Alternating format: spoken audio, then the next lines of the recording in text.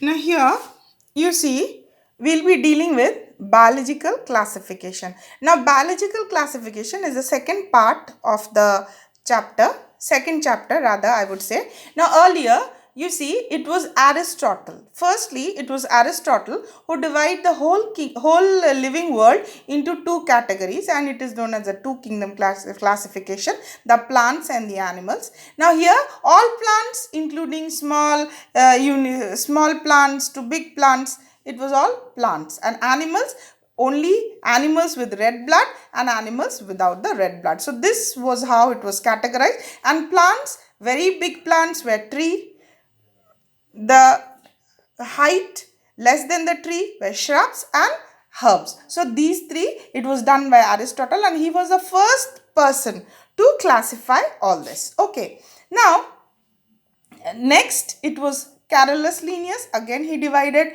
into two, the plants and the animal. And what was the drawback? You see it is written here, no place for unicellular plants and animals without cell wall and saprophyte, the non-green plants. That means it had no place for fungi, it had no place for unicellular animal. So this was not a popular one.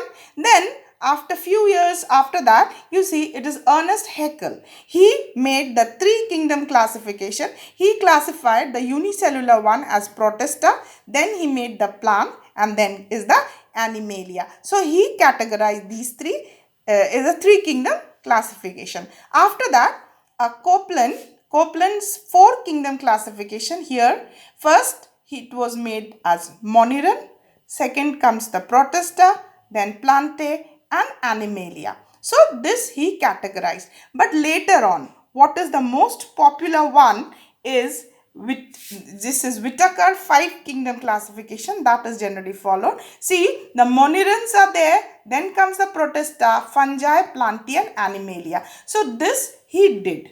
Okay, and after that another scientist is known as Uze. Uze categorized into six kingdom classification, but if we see the Whitaker one, that Monirans were divided into Archaebacteria and Eubacteria. What is Archaebacteria? The old and prehistoric bacteria, the old ancient bacteria. Now these are capable of living inside the you see volcanic vent also and ice also. So these are Archaebacteria, very primitive.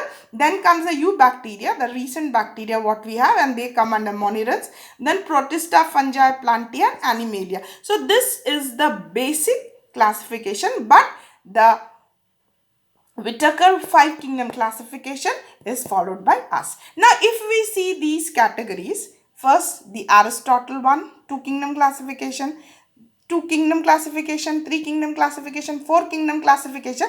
These three were done only by certain external features or superficial characters. So we call it as artificial system of classification. Okay, this is known as artificial system of classification. But when we come to this Whitaker five kingdom classification, we call it as a natural system of classification. So this five kingdom classification forms the basic system or categories of classification that will be taken in a future classes.